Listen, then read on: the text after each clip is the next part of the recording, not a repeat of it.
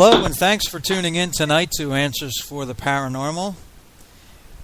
For Saturday, June the 17th, 2017, we're glad that you're with us tonight. My name's Bill Posey, and I'm your host for the broadcast tonight. With me on the line over in his office in Horsham is my co-host, Joe Marodi. What's going on tonight, Joe? Well, I'm just trying to relax and ease into this interview tonight after yesterday marking the end of 26 straight days working, Bill. So I know our guest had indicated earlier that she's suffering a little bit of a kind of like, not jet lag, but, fatigue. Yeah. So I think we're all, and you are as well, you indicated earlier, Bill. So we're all three of us were kind of dragging into this interview, but I think the subject matter, well, I know the subject matter tonight, as our previous two interviews with our guests, is such that people are going to want to hear what is said tonight. So that being said, Bill, I'm ready to go. Yeah, me too. I'm really looking forward to what we have to talk about tonight. I titled tonight's broadcast "The Illuminati Plan for Luciferianism and the New World Order," and in this third part here, we're going to talk about some subjects that are such that you're not going to hear talked about very often. And we're going to touch on some areas where listeners may be just hearing about these things for the first time. So if you are listening, put your seatbelts on because we're in for a bumpy ride tonight, and really looking forward to what what path we're going to go down tonight. So again, we are Answers for the Paranormal. Check us out, our website www.answersfortheparanormal.org, and we really want to get right into the subject matter for tonight. So, Joe, why don't you go ahead and introduce Tina? Yeah, but before I do that, Bill, first of all, I want to apologize to Tina because I'm sure we've ruined her social life. This is four Saturday nights in a row now that she has dedicated a Saturday evening to being interviewed by Answers for the Paranormal. Unfortunately, last Saturday, and I have to thank Tina for being so gracious in postponing, we weren't able to broadcast last Saturday, but this is 4 Saturday nights, I think that we're kind of ruining Tina's social life. But that being said, I'd like to welcome at this time Tina Foster. Tina is an attorney who's researched the area of doubles and imposter replacements, focusing on Paul McCartney since 2008. She's examined how they are used in psychological operations by intelligence, military, and the entertainment industry. She's been a guest on numerous radio shows, believe me, a lot of radio shows, which are available on the Plastic Maca. Now, is it Plastic Maca or Maca? Maca. We've been, what's it say again? It's Maca. Maca, okay, because we've been criticized for getting that wrong. Well, they call him Maca in England, like for McCartney, Maca. Yeah, that's his nickname, right? Okay. So, with that being said, Tina Foster, welcome again to Answers for the Paranormal. Thank you. It's great to be back. Great. So, are we ruining your social life?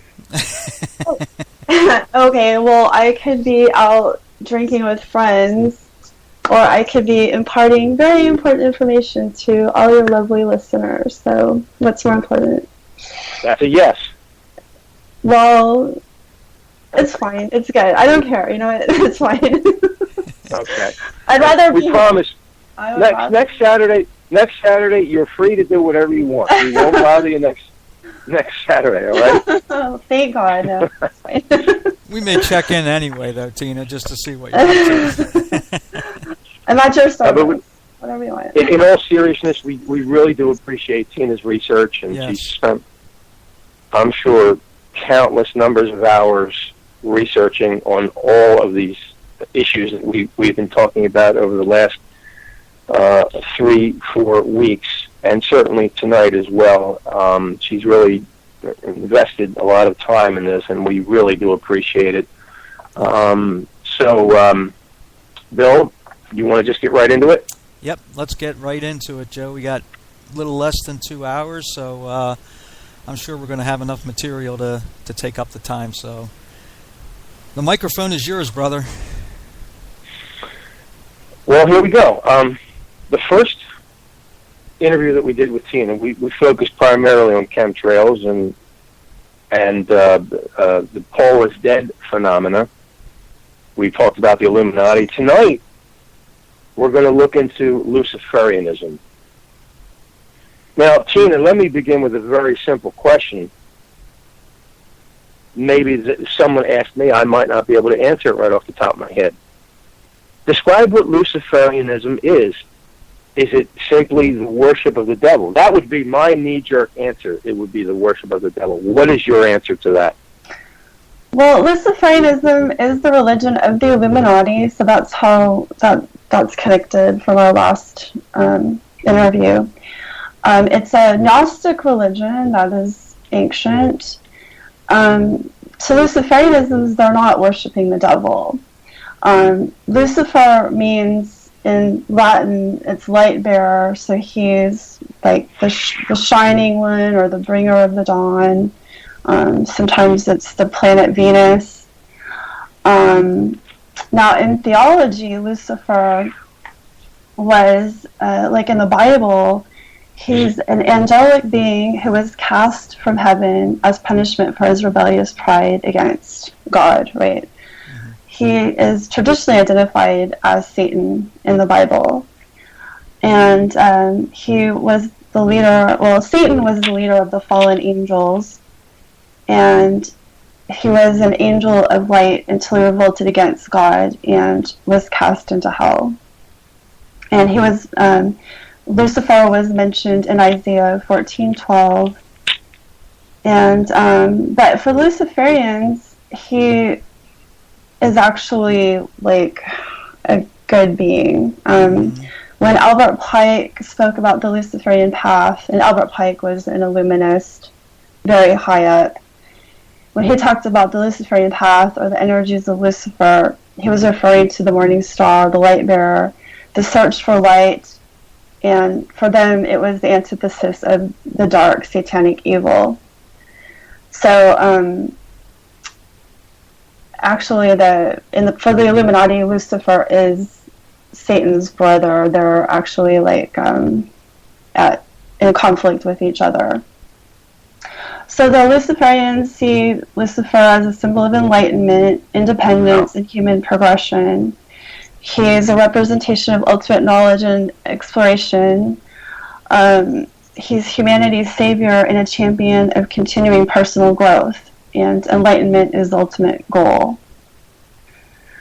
So, so the basic Luciferian principles highlight truth and freedom of will, worshipping the inner self and one's ultimate potential. The traditional dogma of like Christianity is shunned as a basis for morality because humans should not need deities or fear of eternal punishment to distinguish right from wrong and to do good. So Luciferians think that humans should be focused on this life and how to make the most of it. The ability to recognize both good and evil, to accept that all actions have consequences, and to actively influence one's environment is a key factor.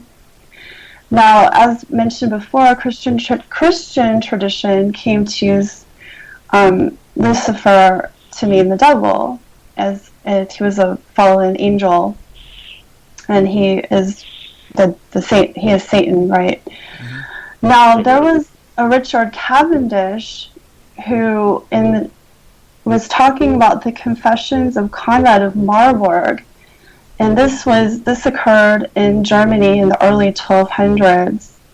So there were some confessions of this person who was not tortured, but he was under threat of death if he didn't confess. So you have to wonder if it's accurate. But they're saying he confessed. I guess he was a Luciferian who confessed that Luciferians were actually Satanists.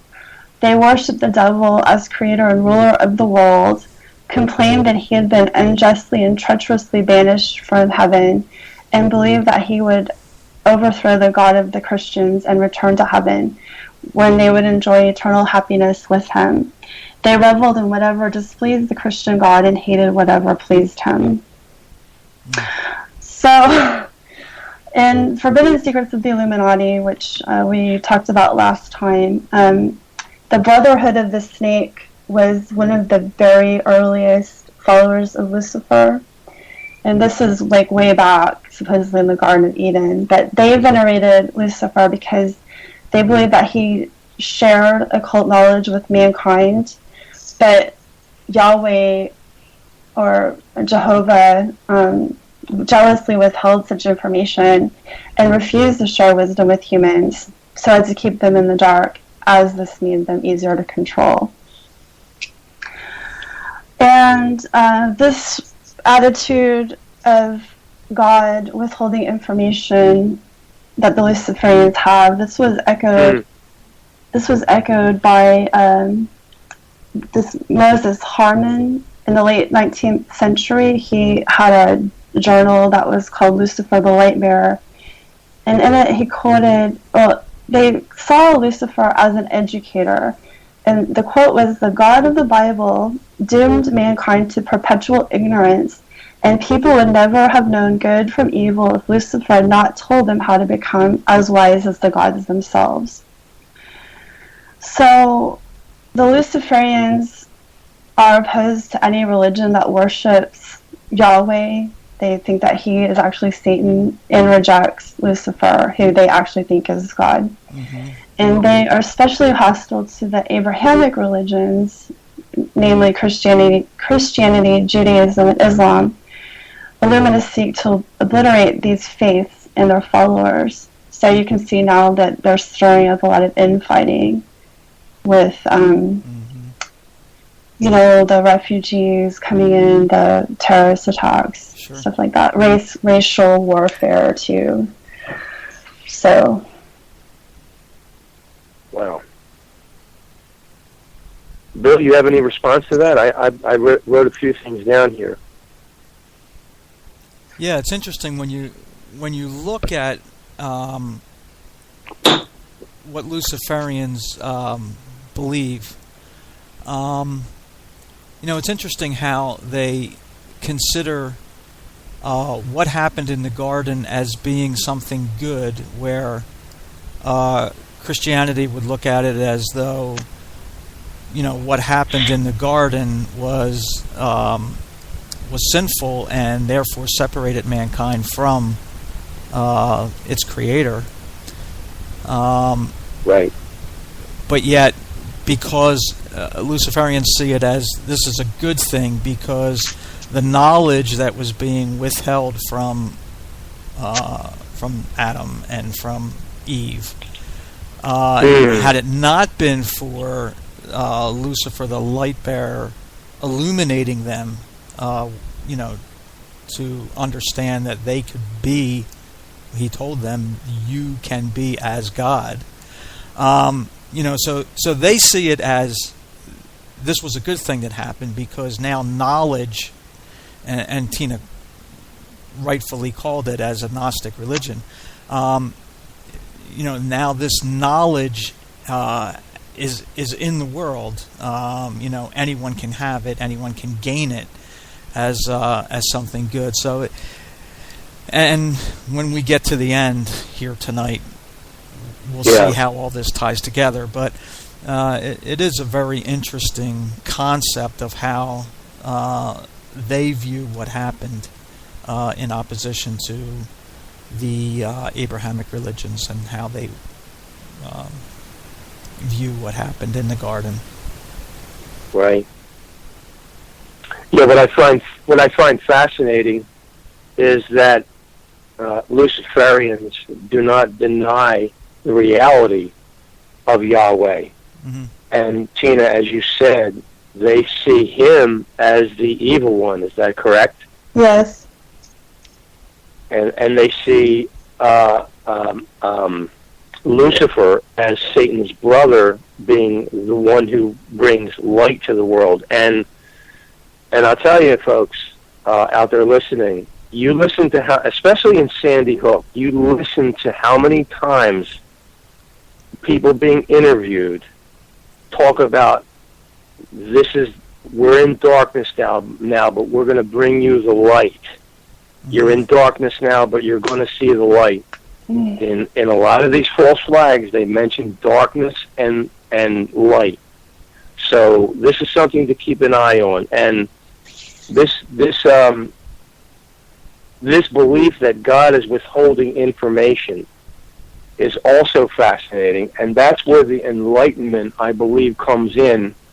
And I think that, and to kind of, before we move on to the next question, in my mind, all that we need to know about life, the reality of who we are as human beings, and who God is, and who the devil is, what evil is and what good is, it has all been revealed to us in the scriptures, what we know as the Bible, or the book that was written. And in 2 Timothy, Paul tells Timothy that all scripture is God-breathed. So when we look at the Old Testament and the New Testament, we can trust that it is the very words of God himself, and he's not hidden anything. So it absolutely ties into this idea of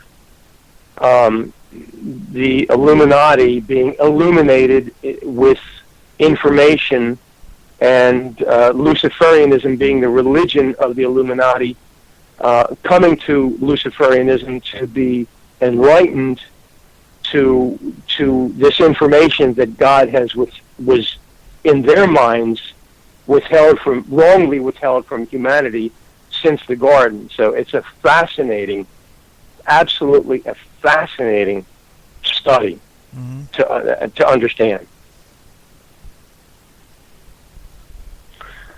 So let's move on to the second. So that kind of segues pretty nicely into the next question, Tina. With this idea of secrecy and things that are out in the open, and God not hiding anything, everything that we need to know is in the scriptures that is of any value to humanity. So are all secret societies, Tina, like the Masons, Skull and Bones, Bohemian Grove,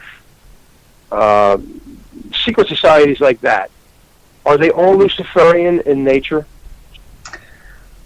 Well, I can't speak to every secret society, but Freemasonry seems to have been hijacked by the Luciferians. I mentioned George Washington's quote in 1798 about, he was a Freemason, and he was writing about how the Illuminati were taking over Freemasonry with their diabolical tenets and pernicious principles. So that, they were being taken over by the Luciferians at that point. In the 1890s, there was a French writer named Leo Taxil, and he denounced Freemasonry and charged their lodges with worshiping Lucifer as the supreme being and great architect of the universe. Now, Taxil wrote, I can talk about him a little bit later because I have a quote about it, but he said that everything he had written about the Freemasons and Luciferians was a hoax, but his stuff seems to be really accurate from my research, and I think he was probably threatened into renouncing everything he said. Wow. Yeah. But anyway, if people research Leo Taxil, they're going to come upon, it was just a hoax, and his book was a hoax, but I don't think it was. But anyway, so then apparently the Scottish Rite Freemasons, once they get to 33 degrees, that's when they get introduced to Illuminism. And the Skull and Bones appears also to be Luciferian, and Tex Mars wrote a book called Dark Majesty, which he's talking about how Skull and Bones is Luciferian. And Bohemian Grove has the big owl, so yeah, Molech. Right. So and those are all Illuminati who are going to Bohemian Grove, so I'm sure that's all Luciferian. Oh yeah. So, yeah. What other, if any, secret societies did you come across in your research that might be Luciferian? Yeah. Okay. That was going to come a little bit later, but let me find it. No. Okay, that's fine. No. It's fine. It's fine because okay. you were. Yeah, go ahead. Well, it's sort of like supposedly at the top of the pyramid in the Illuminati. It's something called the Palladium, and it's a highly secret ruling body which controls all of the Illuminati branches. Can you spell that? Palladium.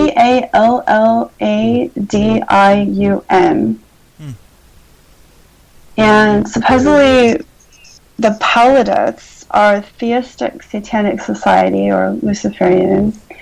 The name Palladian comes from Pallas, Pallas, who was one of the Titans in Greek mythology, and it refers to wisdom and learning.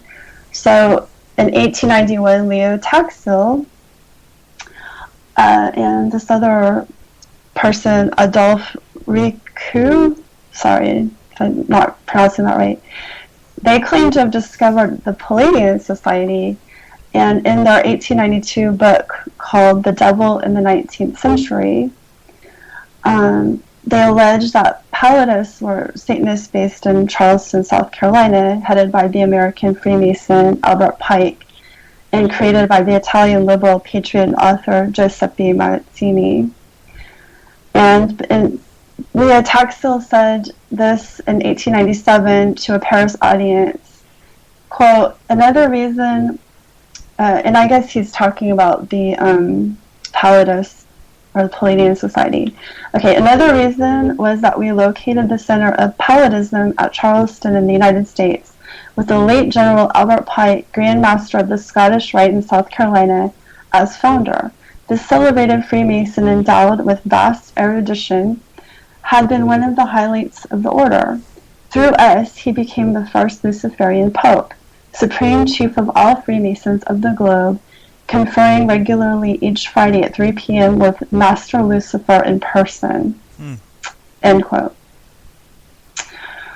So that was another secret society. Yeah. Yeah. Tina, would you repeat what group was headquartered in Charleston, South Carolina? Palladian Society, yes. Are they still headquartered there now, today? Oh, I couldn't tell you that. Okay. There's not that much information out there on them, so. Does it ring a bell to you, Bill? Yeah, I mean, I actually see the connection that you're going toward, Joe, and that's interesting that that had been headquartered there. So. Okay. Well, what's the connection?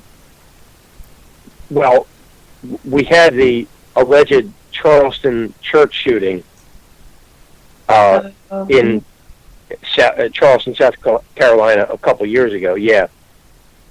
Right. When I hear these cities and these areas, the flags go up right away as potentially being a hotbed of occult activity. Illuminati activity, yeah. So, that rings a bell right away when you said Charleston, South Carolina, as the headquarter place of this Palladian group. It warrants further investigation on my part, definitely. So, Bill, if you unless you have anything to add to that or a question, I will move on to another question. Yeah, you can move on, Joe. I'll add in when I need to. So go ahead. Gotcha, brother. All right. This question is really fascinating to me, Tina. Not because I came up with it, but because when I get ready for an interview, if something comes to my mind, I'll jot it down as a question. Sometimes I'll go back over the questions and I'll say, that was stupid. Why did I even think of that in the first place? This one I came to and I said, well, yeah, let's get to the bottom of this. Here's the question. Tina, cults become cults because they adhere to the teachings whoever the cult leader is. Think of Jim Jones in Guyana.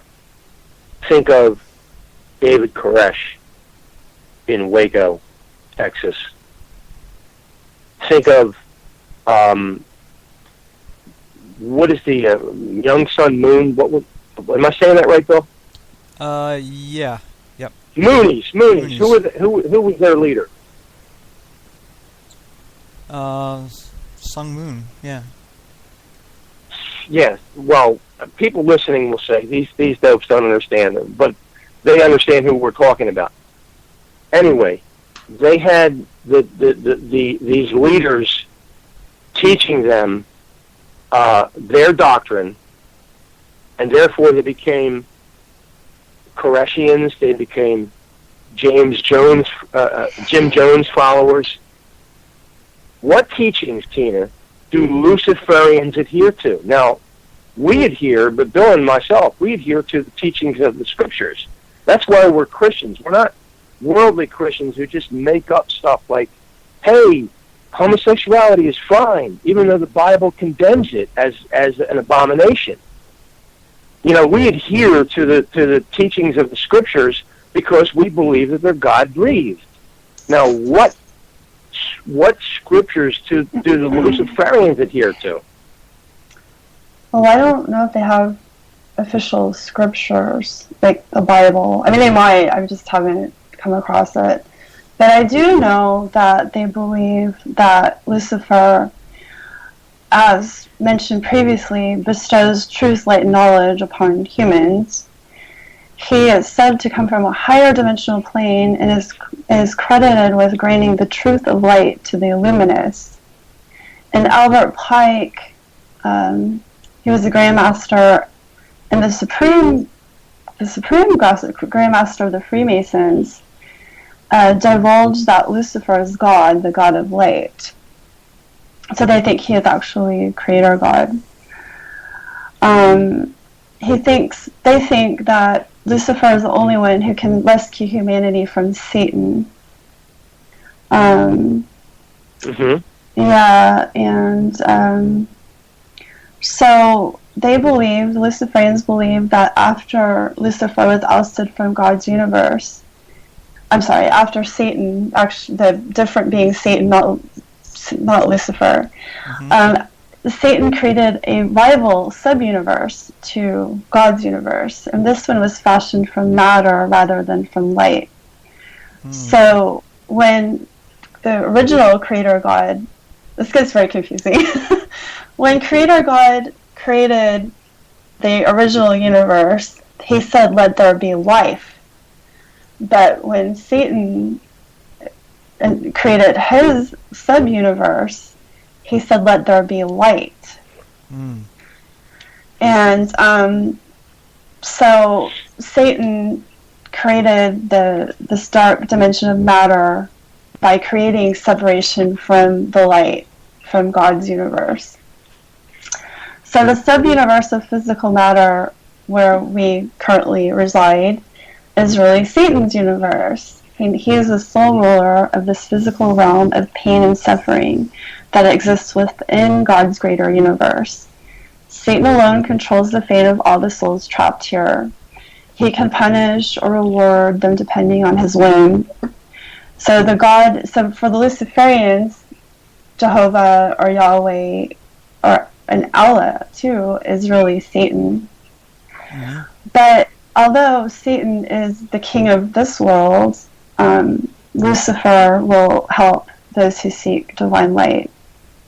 So Lucifer fell to earth to share knowledge with mankind. The Illuminati believe that only Lucifer can save them from the dark power of Satan. They look to Lucifer to purge false religions and guide the human race to the one true religion, which is Luciferianism. The Illuminati believe that following Lucifer's light will lead one out of Satan's realm and into God's realm. Now, this sounds fairly benign, like you're kind of just arguing over some principles or some terminology. But once you get deeper into this, you find out that the Illuminati, these Luciferians, they use ancient rituals of King Solomon to invoke demonic entities that they call the jinn, which are like the genies, right, in the bottle. And these are actually Satan's fallen angels, or the Nephilim. So they have these sacred, quote, sacred occult rituals, like the Merkaba hexagram ceremony, where they actually try to become possessed by demons. So the Illuminati hope to get information about future events from these demonic spirits, and they will ask the jinn to bestow wealth and power on them. And they try to get demon possessed, and the black and white checkerboard theme that you see in King Solomon's Temple and a lot of Masonic themes, the black actually symbolizes the demon attachment. So it's like the white and the black square together. The white is the regular person, and then the demon attached to it is the black square. So that's where the whole religion kind of takes a hard left, in my opinion. You know? It's like semantics to demon possession. Okay. But at the end of the last interview, we talked about the ultimate goal of the Illuminati is the externalization of the Luciferian hierarchy. Yeah. And this involves actually widespread demonic possession. This is turning human beings into biological hosts for Satan's fallen angels. The Nephilim possess the human bodies and use them to live in this world. And Alice Bailey, who was a theosophist, wrote that in the later stages of this externalization agenda, senior members of the hierarchy will appear and take outer and recognizable physical control of world affairs. So the Nephilim will exploit the Illuminati to gain control of this world by hijacking their human bodies. Once the jinn walk the earth, they will impose their draconian New World Order meritocracy upon the whole of humanity.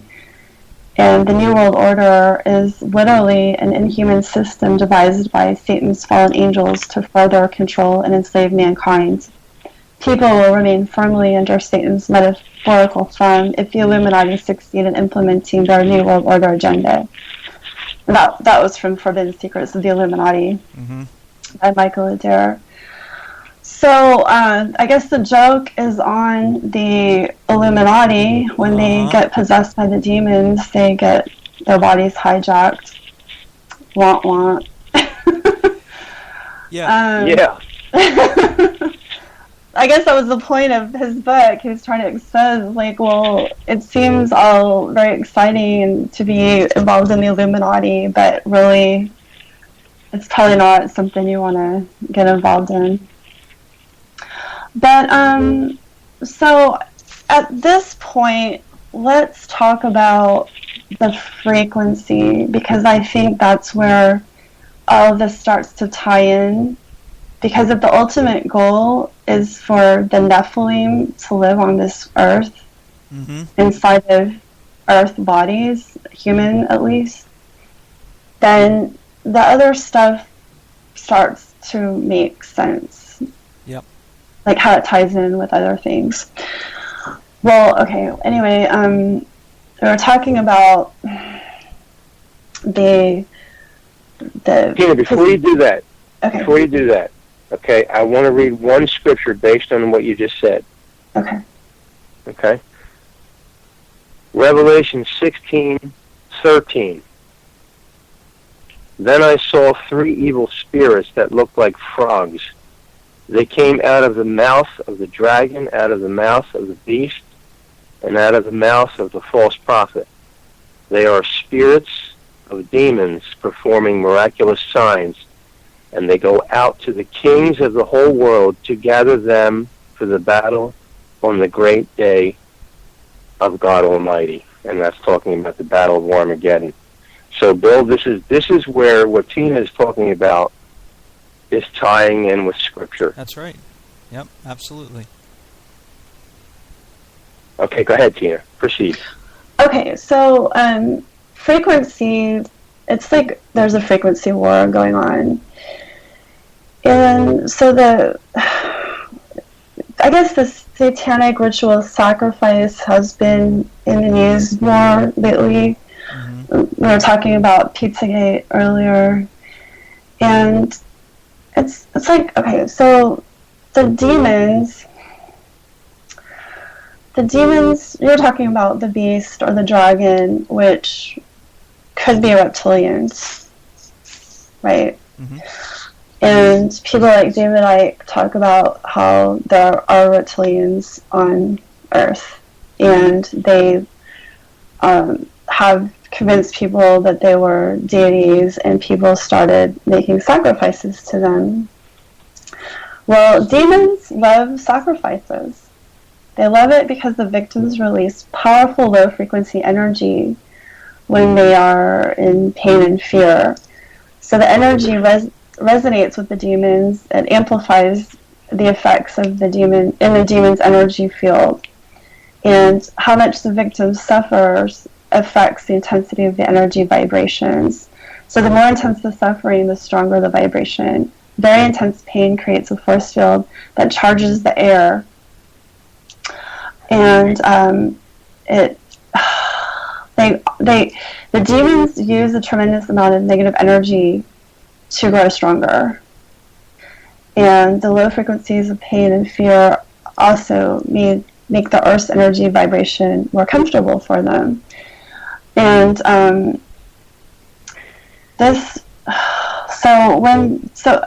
when the humans started sacrificing people or animals, they created a negative reinforcement loop. So the worse things became, the more sacrifices they made to appease the gods, which made the demons stronger, which caused the situation for humans to become worse, and it just sort of spiraled down. Yeah. So if you start thinking about the frequency and how it's been shifted, like before, Earth had a frequency that was in a healthy, life-affirming range, but now it's become very low, and it's unhealthy, and like native life forms on this planet, actually they're getting sick, they're dying, some of them can't even live here anymore. But some of the strategies that we've talked about before, like the chemtrails and the poisons and the vaccines and the music and the fighting and all of this stuff brings the frequency down. And the chemtrails, for example, if you think about, okay, the sun is the thing that brings life or allows for life on the planet. It's very high frequency, and the demons don't like it. They, like, if you think about the legend of the vampires, sure, they actually couldn't go in the sun because it would kill them. And as we mentioned in the previous interview, chemtrails have caused 20% global dimming. So they're actually trying to block the sun out. And I think it's to make it more comfortable for them to live here. They're telling people, don't go out into the sun, right? Be afraid of getting cancer, put your sunblock on. And I think it's because they don't want people to go in the sun because it will actually, demon will actually leave your body if it gets too much sun. Fascinating. Okay. This is pretty heavy stuff. It is. But then, so then we talked about music, and I've talked about frequency of music being a motivation for removing Paul McCartney from the Beatles. Okay. But I never said why they care so much about the frequency. It's like, yes, high frequency will improve health and mood and stuff like that. And negative frequency will make you sick and can even kill you. I mean, some music can kill plants. So, but if you're talking about rap, you mean? Or heavy metal, yeah. Rap or heavy metal, yeah. Yeah. So if you're talking about high frequency music that raises the frequency of the planet and makes it uncomfortable for the demons, then they want to get rid of whoever's producing it. And they want to bring that music down in frequency to be where they're comfortable. So then you would see this, Tina, as being one of the reasons why the Illuminati would have wanted the replacement of the Beatles. Yeah, because if it's really high frequency, it's just totally going against their agenda for bringing the demons into the externalization of the Luciferian hierarchy, that agenda. It's counterproductive. And there are probably God's agents on Earth working to prevent their agenda of demonic takeover. So there's like this whole spiritual warfare that's going on under the surface. Yeah. That it's in the Bible, right? Sure. But people don't. I mean, it's actually a real thing that people are, not recognizing. So. Yeah. When you talk about what the Bible says about all these things that we're talking about, Tina, believe me, if people think that we're in dark days now, just read the book of Revelation. Everything that we're talking about now is leading up to that point. Can we connect all the dots? I can't connect. We can't connect all of them right now. But all we're saying is that the things that we're talking about now didn't just happen overnight. They've been in place for a long time, and they're all geared towards setting up a earthly reign of the Antichrist. And we've said that on a number of occasions, on many different occasions, Bill. And if you read the book of Revelation, if you read the book of Thessalonians, that's why we're talking about this stuff now. It's the stuff that we're talking about sounds like what are you guys talking about? Yeah. Like, are you guys off of your rocker? Well, no, we're not. I mean, we're talking about stuff that you're not paying attention to, that you can be paying attention to because it's there.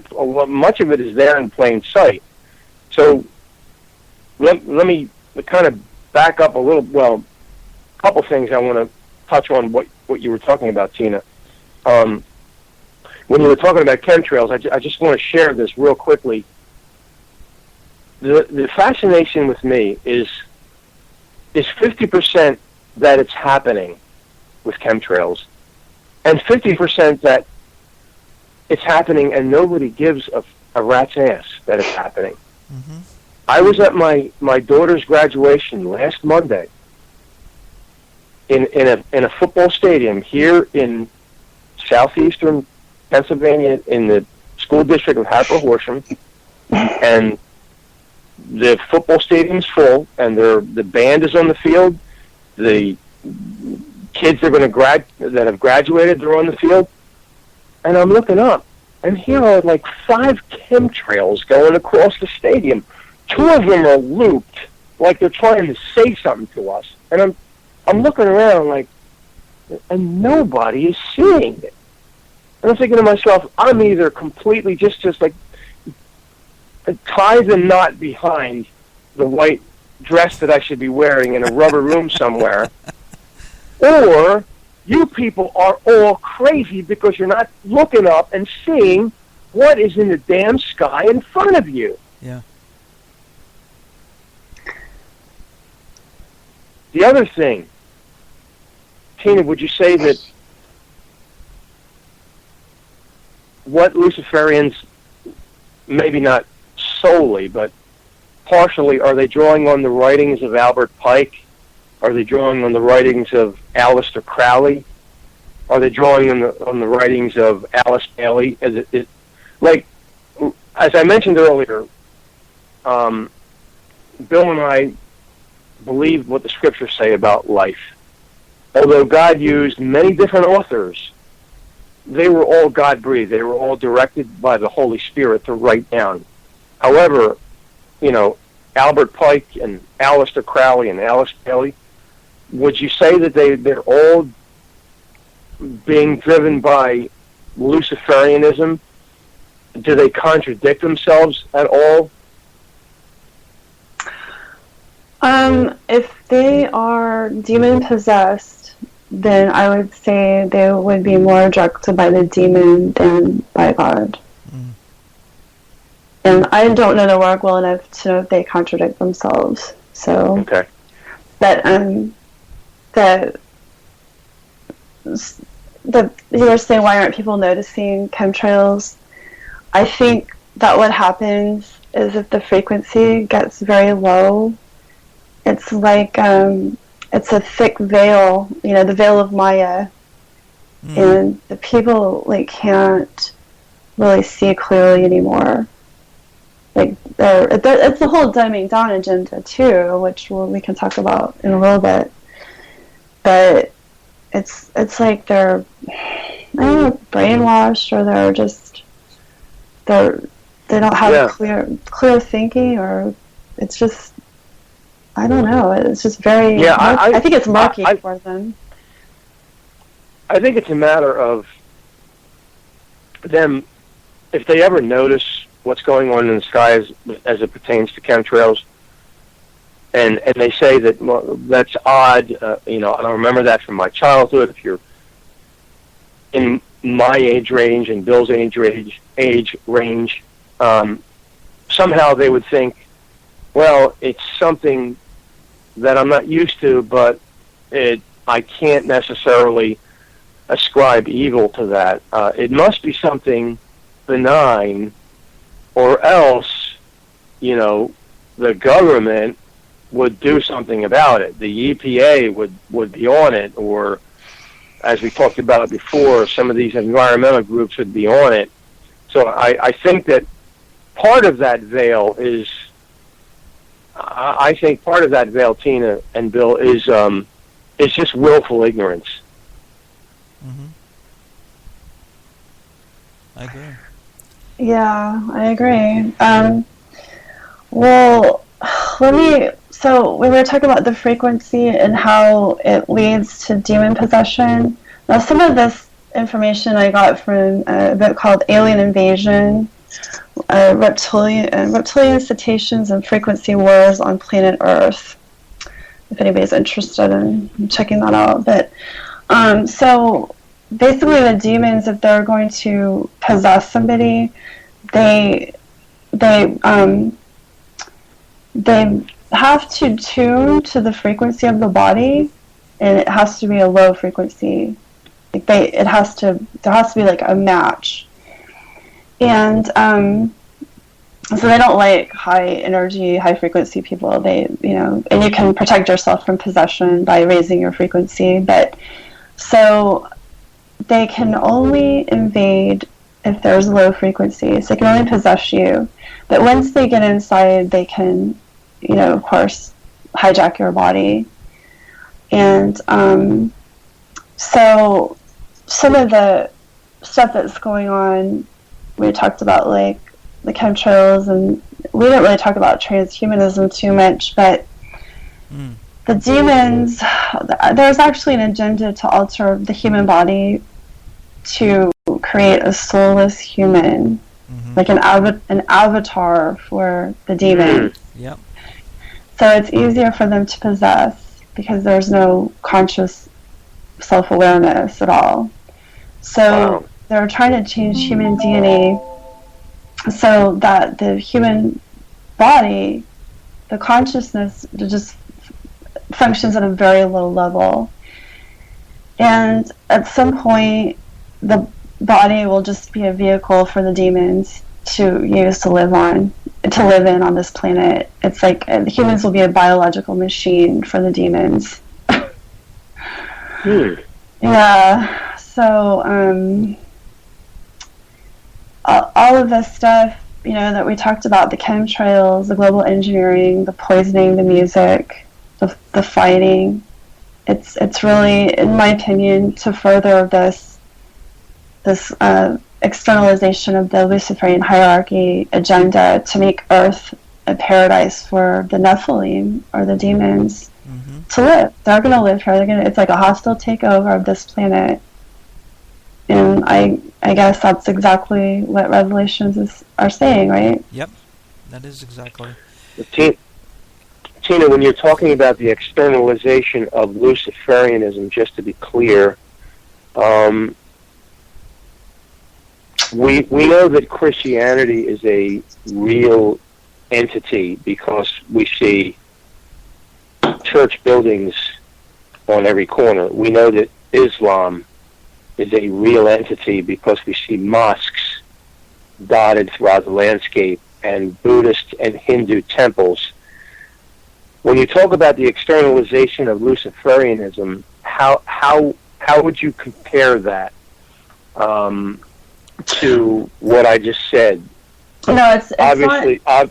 Yeah, go ahead. It's not the externalization of Luciferianism, like where it's coming out into the open. It's the externalization of the Luciferian hierarchy, which is that the demons are going to possess the humans, and they're going to live through the humans and control things on Earth through the human bodies. So that's definitely something they want to keep secret, which is exposed in the Forbidden Secrets of the Illuminati. It gives their whole game away. Yep. Tina and Joe, I want to touch on something here that I think is a good illustration of what we're talking about. Everyone's familiar with Katy Perry, who is a well-known musical performer. Everyone is familiar with Beyonce. Now these two use Illuminati symbolism in their concerts. You can think back to Beyonce and the Super Bowl halftime show. And almost everything that was on that stage was Illuminati symbols.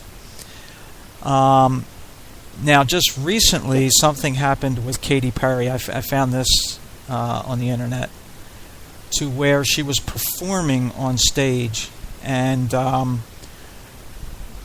in the middle of her performance, her eyes roll back into their sockets, and she collapses, and she's taken off. Now, later on, they interview her, and Katy Perry's real name is Catherine Hudson. And during this interview, she breaks down and talks about this internal conflict between who she really is and Katy Perry. All right, you get this picture? So she's saying Catherine is stronger than Katy. Catherine Hudson is stronger than Katy Perry. So this is where these demons are taking over these performers who are part of the Illuminati. Now, Beyonce does the same thing. Beyonce says that when she's performing, Sasha, this entity, takes over her during her performances, right? That's right. And Jim Morrison, too. Jim Morrison. The interview that Bob Dylan did on 60 Minutes, where he talks about the boss and making reference to Satan. So that's right. This is where music has. Okay, it's gone from the 60s, the Beatles, to where, and you've written about this, Tina, where, they lifted the spirits of people up. And now you have music that has become this Illuminati-driven entertainment industry to where you actually have demons possessing these performers. Yes, and they sold their souls to rock and roll. Right. There's so much information about how they have become involved in Satanism or Luciferianism. Mm-hmm. And, they get their power and their wealth in exchange for selling their soul. So yeah. That's their deal. And a lot of them, I think, have regretted it. Wasn't Jay-Z one who seems to have regretted it? Oh, yeah.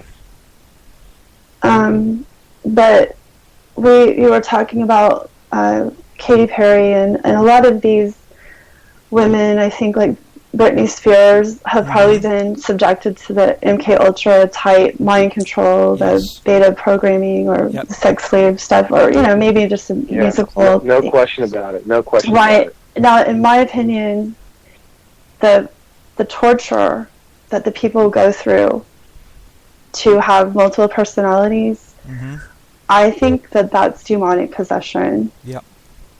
I think they bring the energy, the frequency of the body down low enough to where it can be possessed. And some of these people with multiple personalities might have many demons living in there. Mm-hmm. Absolutely. Because they have the different personalities. They have, like you were saying, it's like Katie isn't as strong as Catherine. So, but a lot of people think I didn't consider that, but yeah, a lot of people think the mind control is fracturing the mind, but I think it's more about possession, personally. But Joe, you were talking about you had an experience. Did you want to share that? Yeah, I had an experience. All right. Yeah, this was the context of all this is demon possession and demon oppression. And since my experience back in the mid-'80s, I have come across so many other testimonies that are almost identical to what I experienced. Look, I don't have to have had this experience and know that demons are real, because I know that demons are clearly described in the scriptures. Clearly described in the scriptures. And in Jesus' earthly ministry, one of the main things that he did was drive out demons from the demon-possessed. One of the main things that his disciples and his apostles did to verify who they were and the authority that they had in the name of Jesus was to drive out demons in the name of Jesus of Nazareth. Back in 1985, I had been incarcerated as a result of my own evil in Norristown State Hospital here in Pennsylvania, and I was in Norristown State Hospital, and for a period of about a month, every morning, right before breakfast, I would after waking up, you would go to breakfast and then come back, and then you had free time. So I would go in my room and take a nap every morning. At that time, I would be awoken by fear, laying in my bed, looking up, seeing a black cloud swirling above my bed, frozen in fear, couldn't move. I could only move my eyes. I heard voices whispering in a language that I'd never heard before. I just couldn't move. It would last for about 2-3 minutes. All of a sudden, it would break, and I would get up and I would run out, and I would tell this to the nurses at the station, and they'd say, "Oh, you're just nervous, you're just scared, you're just this, you're just that." I know what it was. it was the psychotropic medication that I was on. At the time, I didn't know that it had opened the door to demonic temporary possession. But now, looking back on it, I know that's what it was. That was the vehicle that they used. At that time, I'm trying to think of the medication that I was on. Navane, I believe it was called Navane at the time. But, that's what the whole psychiatric industry, psychiatric hospitals are filled with demonically possessed people as a result of, if they're not demonically possessed when they go in, when they get in there, they're going to be demonically possessed because of the psychotropic medications, Halidol and Navane and lithium, all sorts of psychotropic medications that these people are think about it, folks. Please, just think about it for a second. How are you going to cure somebody's mental condition with a substance? Somebody answer that for me. Especially a poison. Yeah. So I mean, I know for a reality. I experienced it, and I know many years later, which, ironically, for those who dabble in the dark arts and you think you're going to gain illumination from that, the Lord allowed me to go through that as a result of my own sin. I ain't blaming anybody but me. I was the reason for what happened to me.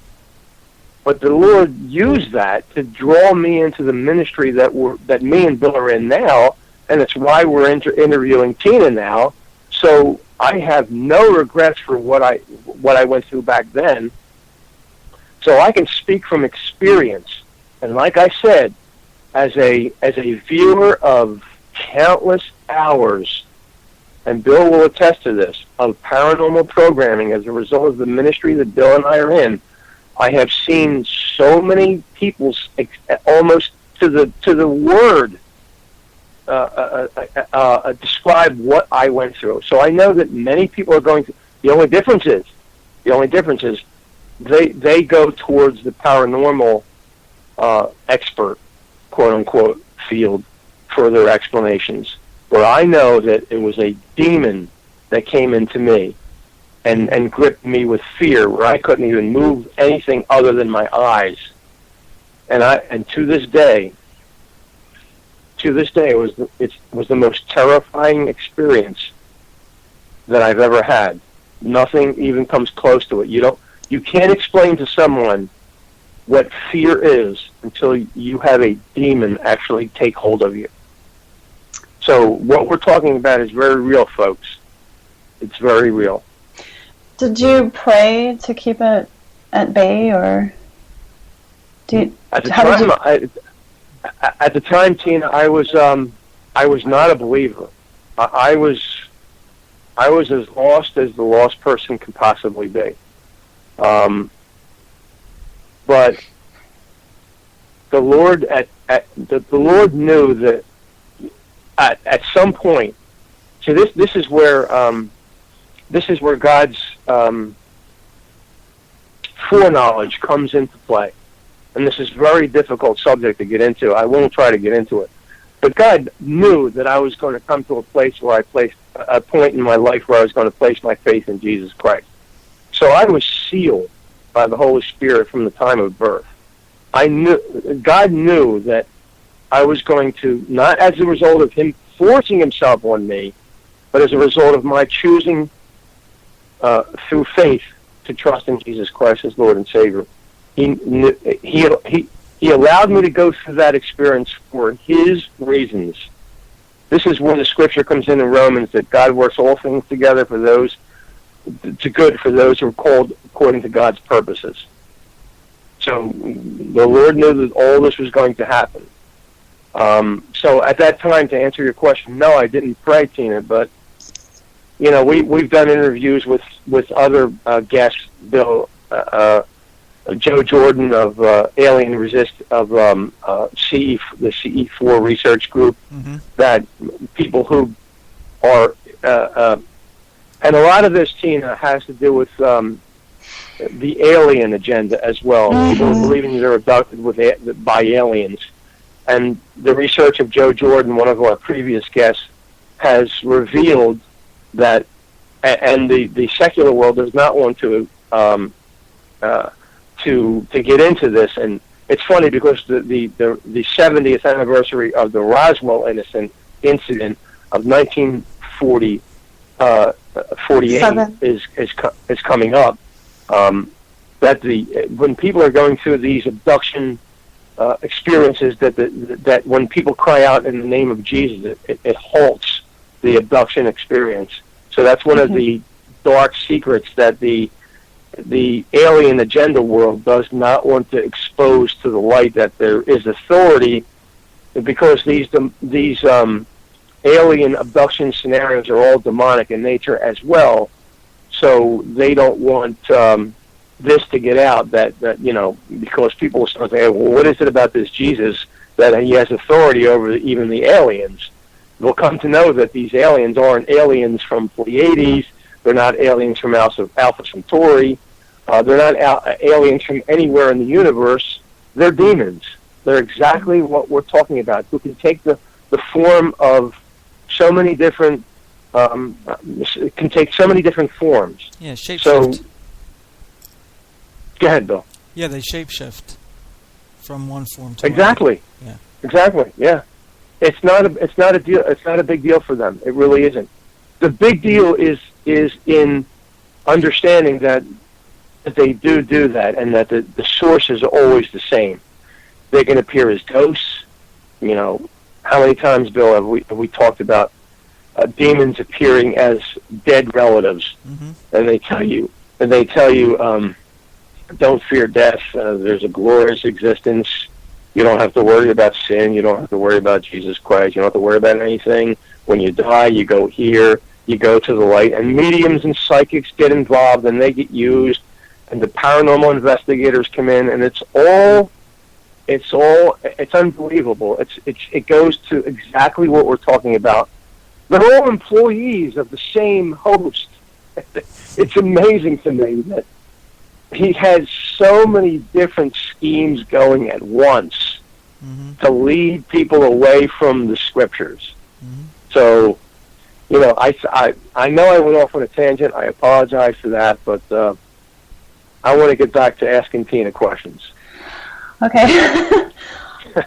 Well, I was asking about the prayer because if you raise your frequency, then you can protect yourself from demonic possession. In prayer, meditation, there are different ways to raise your frequency. You can listen to high-frequency music. You can even eat high-frequency food. See, the GMO foods are partly to lower people's frequency, to help make it easier to be possessed. So avoid those. There's like certain fragrances like rose and incense. That's why they have incense in the churches, right? To raise the frequency. Silver is high frequency. Silver and gold. I mean, they had the silver bullets, right? That would kill the werewolves. They're very high frequency, and I think one reason why they've demonetized gold and silver is so that they used to carry them around with them, right? They have them on their body. They'd have that frequency, and now they don't. Wow. Not very many people have gold and silver. Maybe you have some jewelry, but it's not around as much as it used to be. I don't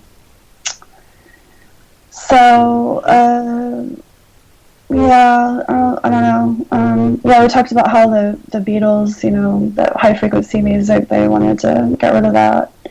So anyway, there's just some ideas to maybe start raising the frequency, and it can help. I mean, supposedly you can actually restore the planet back to the way it used to be, with harmony and balance, if enough people actually chose to raise their frequency. But they would have to choose. They'd have to go against the culture now. Like, they'd have to start listening to Mozart instead of, some rapper. They'd have to start praying. They would have to... Oh, it's funny because all the stuff in the 50s when rock and roll started coming out, and the church people would say this is like devil's music, and people would they laugh at it, right? But I think those people were actually right, that it was a slippery slope. Like, they don't just start from like the big band all the way to like Black Sabbath overnight. No, it's like a steady, slow progression, towards that demonic agenda. So, anyway, for what it's worth. Hey, two things, Bill, before we move on. I've been threatening this. I like to have a little bit of fun now and then, okay? I've been threatening this for a long time, Bill and Tina. When you drive down the road and you come to a stoplight, right, and the person behind you or the person next to you has speakers in their trunk and they're blasting. What are they blasting? Rap? Yep, usually. Yeah, yes. I'm telling you, one of these days, I don't have enough time to do it now, but I don't care if I'm 75. One of these days, I am going to install speakers in my trunk, and I'm going to blast Mozart. I'm going to drive down the street, and I just want to see how people react. I'm going to blast Beethoven, and I'm going to blast Chopin, and I'm going to blast Mozart, because I've never heard classical music blasted from a trunk. There are actually studies, and I've seen people do this, that like high crime areas, like shopping centers, they will play classical music over the loudspeaker, and it will keep criminals away. How about that? They don't like the frequency. Now, you guys have seen the Shawshank Redemption, right? Yeah. Yes. Mm-hmm. Now, when what was his name? The main character, Tim Robbins.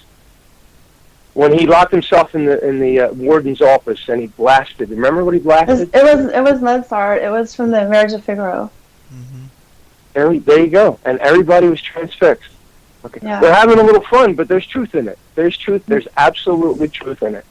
And that's why, Bill, I've always argued with Christians who said, oh, we're going to use rap as long as it's gospel. We're going to use heavy metal as long as it's gospel. And I've said, no. Mm-hmm. Don't tell me about rap and heavy metal when it comes to giving the gospel. All you have to do is give the gospel. No. I'm sorry, no. Now, you can disagree with me if you want. No one has ever said anything to change my mind. I don't want the gospel rapped. I don't want the gospel heavy metaled. Okay, I don't want that. And let me backtrack a little bit. When we're talking about the influence of music in our culture and the furtherance of the Illuminati agenda, I don't want people to think that we think that it's just heavy metal and rap. I'll give you one example, and sometimes it's in plain, just listen to the music, okay? Just listen to the words. Everybody has heard of the Righteous Brothers, right? Tina, you heard of the Righteous Brothers? Yes. They have a song. I don't remember the name of the song. I think it's called The Angel of Music. But in the words, the lyrics, there's a lyric that says, I made a deal with the angel of music. I never heard that line until I started looking at how Satan and how demons have infiltrated pop culture and used it to Satan's furtherance of his agenda. I've heard that line every time I hear that song now. That line sticks out to me. I made a deal with the angel of... Now, who is the angel of music? Yeah, that was Satan. Yeah. So, it's not just Eminem who openly admits that he made a deal with the devil. Mm-hmm. Or Bob Dylan that he made a deal with the devil. It can be in the most benign, seemingly benign settings of music. that the devil's agenda is furthered. So I just want to make that clear. Okay, let's move on. We've got about 40 minutes left. About 40 minutes, yeah. Here's a tough question, Tina. Now, I've always, in our interviews, I've always kind of given the Christian perspective. Christians hear from the Holy Spirit. We know what the Scriptures say, but the Holy Spirit also gives us direction. That's what prayer is all about. Do Luciferians ever hear directly or indirectly from Lucifer? Oh, from Lucifer. Well, they get possessed by the demons, so they're in communication with them. I haven't come across anything that says they communicate directly with Lucifer. Unless somebody's possessed by Lucifer, that's possible. That I had that quote earlier by the Taxiel guy who said that they did communicate with Lucifer, but I don't have much information on that. I'm sorry. No, that's an honest answer. How about protocols? Let's talk about protocols. Sure. You've touched on it a little bit to a degree in our past interviews, but if you will, refresh us. Luciferians, did they have a set of protocols? Like every company that forms legitimately has like a set of protocols. We want to accomplish this, we want to accomplish that. Luciferians, do they have a set of protocols? Well, at this point, I wanted to talk about the protocols of the Learned Elders of Zion, which was published in Russia in 1903. Now, this was supposedly an Illuminati conspiracy to achieve world domination, New World Order, etc. And the book was supposedly the minutes of the secret meeting of a cabal of Jewish masterminds, actually, which had co-opted Freemasonry, as we discussed, the Illuminati co-opted Freemasonry, and that's what George Washington said too. But so now, if you research the protocols, it is said that a Russian French writer named Golovinsky fabricated the text for Okhrana, who was a secret police of the Russian Empire, as a work of counter-revolutionary propaganda prior to the 1905 Russian Revolution. But this could be disinformation, because if you look at it, a lot of the stuff is what they do. So, it's like either way, it's giving you good information. Okay, so anyway, going into the protocols, the Goyim, which means cattle in Hebrew, according to these elitists, they think that the Goyim are mentally inferior to Jews, and they can't run their nations properly, so they want to abolish the government to replace them with a single government, so the one world government. And so there's like a summary of what will have to be accomplished for this to happen.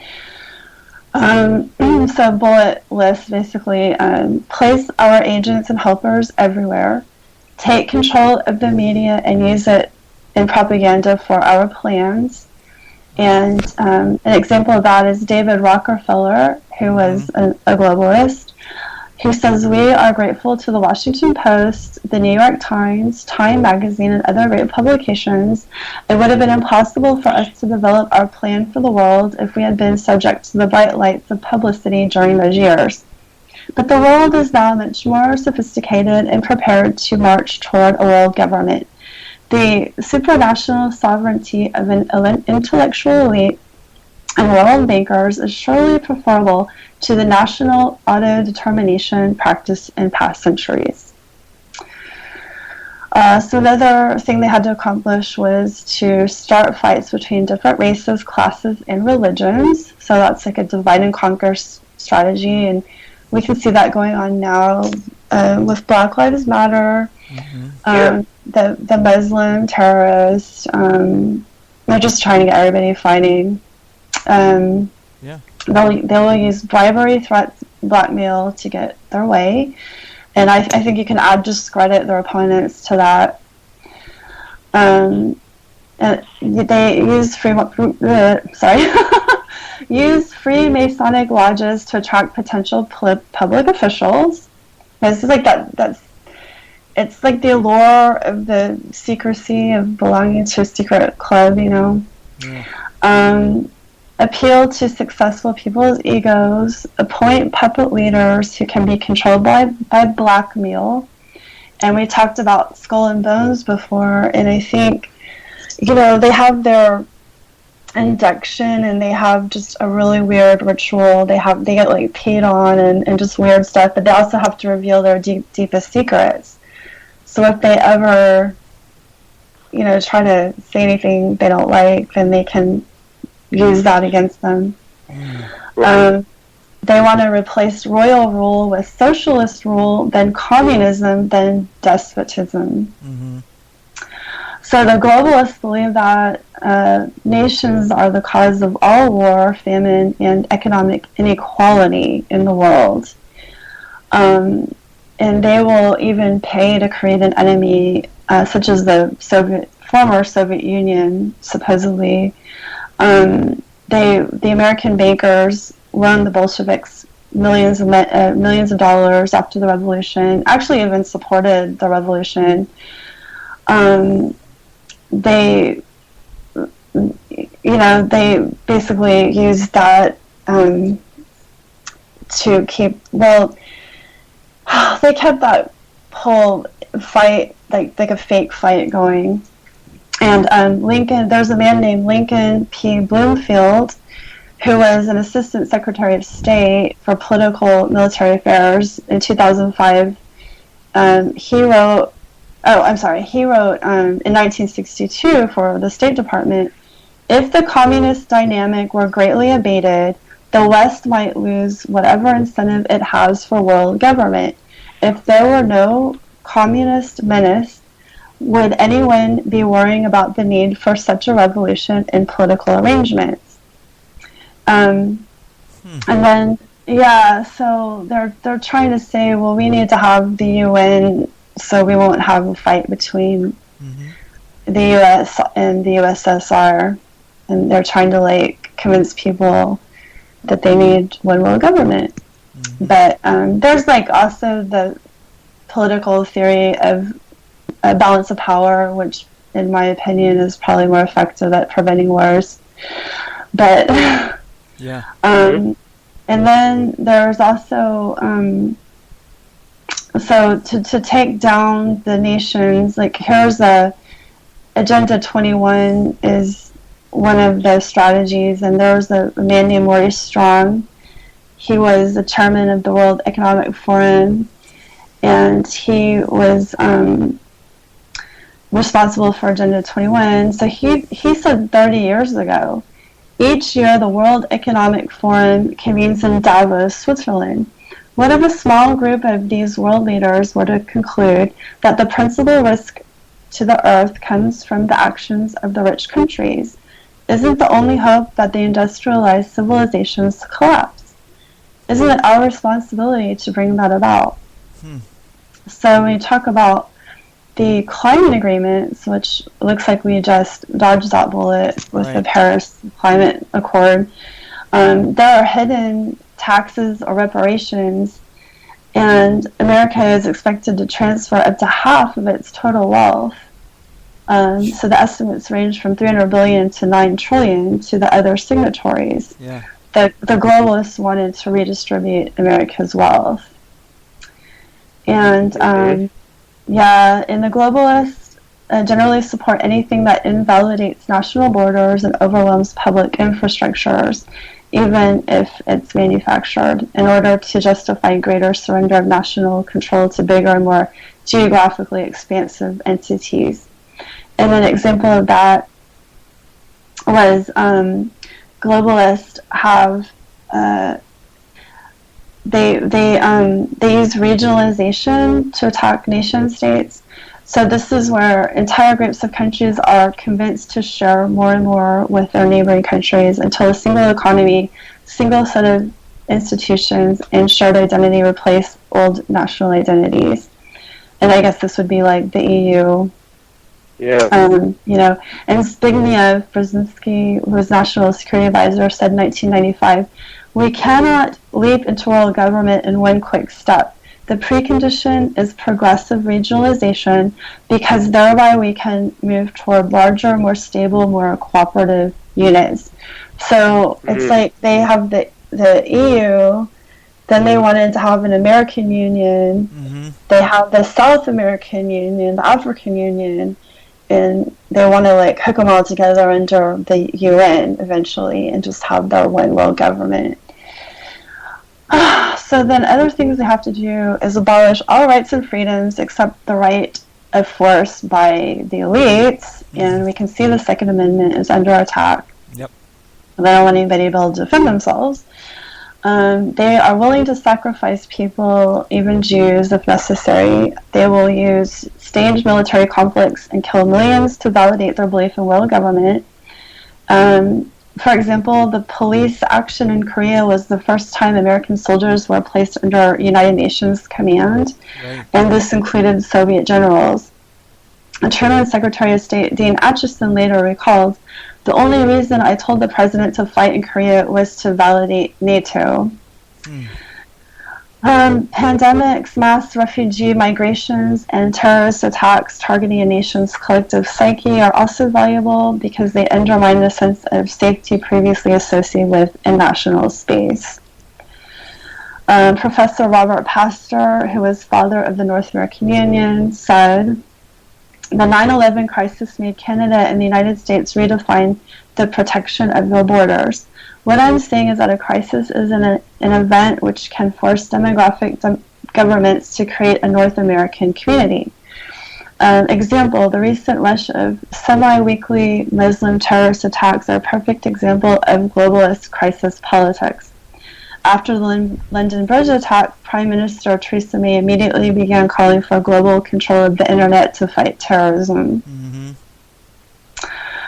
So some other things in the protocols were that they wanted to eliminate religion except for Luciferianism, control the educational system to spread deception and destroy intellect. Talked about Bertrand Russell before when he said that they wanted to destroy free will and make it so people would be unable to think or act differently from how they were taught. Charlotte Iserby wrote Deliberate Dumbing Down of America, and one of the things that has occurred is they have destroyed the liberal arts, at least the grammar, rhetoric, and logic portion, because they don't want people to think or form logical arguments. Okay, so then they rewrite history to their benefit, and this is very controversial, but I read The Bad War, and I thought it was a really good book. So if anybody wants to go down that rabbit hole. So then also they create entertaining distractions, bread and circuses, and sports, of course. Corrupt minds with filth and perversion, and I would say the transgender agenda would be a part of that. And actually covert trannies. That's another very interesting rabbit hole to go down. There's so much stuff. Okay, they encourage people to spy on one another. If you see something, say something. Yeah, right. Yeah. They want to keep the masses in poverty and perpetual labor, and we talked about the federal income tax, and I could talk about that more, but not today because my brain is too fried for that. Take possession of all wealth, property, and especially gold. Franklin Delano Roosevelt confiscated gold in 1933, and the price went immediately from $20 to $35, which was a 20% devaluation of the dollar. And they will use gold to manipulate the markets, cause depression, etc. So an example of that, globalists want a global currency. They require every nation to install a central bank, delink or uncouple their currencies from gold, and then accept hyperinflated, worthless paper as money until all the bubbles have popped. The world economy is vaporized, and a globally controlled monetary system replaces it. George Soros said in 2012, he warned of riots and brutal clampdowns because of collapse of the financial system. He said, "We are facing an extremely difficult time, comparable in many ways to the 1930s, the Great Depression. The worst case scenario is the collapse of the financial system. It will be an excuse for cracking down and using strong arm tactics to maintain law and order. A society where individual liberty is much more constrained, which would be a break with the tradition of the United States." They also want to introduce a progressive tax on wealth. Well, they've already done that. That's the federal income tax of 1913. They want to replace sound investments with speculation, and I would say, if you can watch The Big Short for that, they had mortgage-backed securities that led to the 2007 financial crisis, 2008. Make long-term interest-bearing loans to governments, give bad advice to governments and everyone else. And so eventually the Goyim will be so angry with their governments, because of course they'll be blamed for it, the mess, that the people will gladly have the elites take over, and they will appoint descendants of David to be king of the world, and the remaining Goyim will bow down and sing his praises. Everyone will live in peace and obedient order under his glorious rule. And David is the Star family, and if you read Forbidden Secrets of the Illuminati, it talks about Jesus and James being descendants of David. And anyway, that's the Star family. I just wanted to say too, with the manipulation, they're manipulating the markets. The VIX, the fear index, is actually manipulated, and there's a recent article about that. So anyway, so those are protocols of the learned elders of Zion. I don't know if it's disinformation or if it's legitimate, but that stuff in there seems to be their playbook. Yeah. Tina, let me ask you this. Go ahead, Bill. What do you think of the latest craze with cryptocurrency? Oh, I think that's a trap. People aren't going to like this, but I think it's even worse than fiat currency, because it's the globalists, the elite, want a digital currency because they want to be able to control it. Now, I know Bitcoin, all that, it's supposed to be crypto, but it can disappear with the flick of a switch. So, I mean, I don't like fiat currency. I don't like dollars, but at least you have them. You have them in your control. Of course, I think gold and silver are the best, and technically the only constitutional money. They are money. Fiat currency isn't technically money. It's a currency. But the gold and silver hold their store of value. Right. Fiat currency doesn't have any value. And Bitcoin doesn't even exist. And what if the lights go out? You're gonna be screwed. Right. I'm sorry. Yeah. and they've inflated it. They've inflated it into a big bubble, and then it's crashed in the last week, 30%. Yep. And I think they play this game on the stock market too. That they get everything running high, they get it going really well. And I trade, so I watch this all the time. But people start being, I should go in the stock market. Well, then of course they go in at the top. Yeah, at the wrong time. It all crashes. They all sell out, of course. and then they lose all their money, and then the elites or the rich people, they come in, they buy everything low, and then they increase their wealth that way. But I think it's also a way to keep people out of the game, because if you can trade and you can make money, you are not beholden to an employer. That's right. And you have freedom, and they definitely don't want people to have freedom, because then they start thinking about stuff like this. And they start questioning, and they, you know, the thing is to keep everybody busy, everybody distracted, everybody entertained, so they never think. You're right. Great formula. Yeah, it is, right? Bill, I you know, we're getting a little bit not really off track. It might seem that way, but we definitely would like to have Tina on in the future to talk about the Federal Reserve. And Tina, I'm sure you're familiar with the creature from Jekyll Island. Yeah, I'm familiar. I haven't read it, but I have researched the Federal Reserve and the federal income tax, so I'd be happy to talk about that. Yeah. If you think that you understand what money is, you really don't understand what money is unless you understand what Tina's kind of addressed here tonight about fiat money and how it's created out of thin air. So that's definitely something in the future that we can you know. And Bill, we've made this point in the past. If you can fool people with something that they hold in their hand. You look at a dollar bill, you look at the occult symbols on a dollar bill, and you can see that it says on there Federal Reserve notes, and that it is unconstitutional. It is not constitutional money, because the Constitution says that Congress shall coin and regulate currency. Yes. And the Federal Reserve is not federal. It is a private organization. A private family runs this crap. And that's just a brief aside of what we can get into in the future.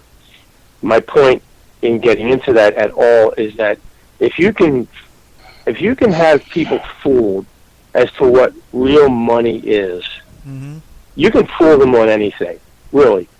If you can get them to believe that what they're holding in their $1 and $5 and $10 and $20 and $50 and $100 and on up dollar bills is real money, then you can pretty much fool them on anything. It's very easy to research. It requires very little effort to see that what we have is counterfeit currency that we're carrying around in our pockets. For those of us who are still carrying around paper currency. I was just going to say real quick, the only technical money we have right now are the nickels. Because they haven't been devalued yet. They are actually worth what they say they are. If you were to go, you're not allowed to melt them down, though. So you're kind of. I did not know that. Yeah. They'll probably be devalued at some point. Debased. Sorry. Yeah. They debased the copper penny, so it's not worth, you know, a quarter is definitely not worth what it's supposed to be worth. But yeah. Anyway. Sorry, Joe, go ahead. Interesting. Last question on Luciferianism from me, Tina. And I think that this is an appropriate way to end up. Well, we're not totally done, but as far as Luciferianism goes tonight, are you aware of, or do you believe that there are any Luciferians in our federal or state governments? Yes, I do actually think that there are some who are demon-possessed, actually. You can see pictures of certain politicians giving the devil horn sign for Il Cornuto, or that they're Luciferian. George H.W. Bush and G.W. Bush, Bill and Hillary Clinton, Sarah Palin, and Obama, just to name a few. George W. Bush and Kerry, Senator John Kerry, were both in Skull and Bones. And when Tim Russert started asking too many questions about that, I think he got heart attacked. And so apparently the Council on Foreign Relations uses its role as the brain trust of American presidents, senators, and representatives to manipulate them into supporting the New World Order, one world government agenda. So I do think that the people like Clinton, the Clintons, Obamas, Bushes, Woodrow Wilson, people like that were just the puppets for the real power, who were like the Rothschilds, the Rockefellers, Warburgs, J.P. Morgan. What about Trump? For clarity, what about Trump? Honestly, I think that he's an infiltrator. I think he's gotten in there. He like grew up amongst them, but he's not one of them. Because you can see how much the mainstream media hates him. Well, let me ask you this then. Let me ask you this: if the Illuminati and if the Illuminati has all the power that we say that they have, how did Donald Trump get into the presidency? How did he get there? Well, he also has quite a lot of money. I mean, he's a formidable opponent to them, but so you don't. Maybe you he don't makes think that it. Oh, sorry. Do you think that he may have been installed in order to, let's say, set the stage for some sort of a catastrophic event where he's assassinated or he's impeached, and those who supported him would maybe take to the streets and thereby instituting some sort of martial law? In other words, what I'm asking you is that did he slip through the cracks or was he installed? I think he's an infiltrator. I think he slipped through. I think that he's a nationalist, and the globalists don't like that. He's undoing a lot of their work. He got us out of the Paris Climate Agreement. He got us out of the TPP, trans... Yeah. What was that called again? I forgot. Trans-Pacific Partnership. Thank you. Oh my No God. problem. And he's kind of backtracking on a lot of these globalist agendas. Like, he wants to build a wall. You know, I think you need to enforce your borders. I think that like the security of your home has to be paramount. He is not anti-gun. He is not going along with the global engineering agenda. You know, we talked about the Paris Agreement. You know, he's not going. That's right. He's, he's making NATO, the other NATO countries, pay their fair share. They don't like that. And, and you know, I think it would be awesome if we got out of the United Nations. I don't know if he would be able to achieve that. That's a pretty tall order. But I think he was going against a lot of the globalist agenda, so I don't really see how he would be one of their plants, because he's not doing what they want. They hate him. They're the ones inciting violence against him and against the other. I mean, the Republicans were shot the other day. You know,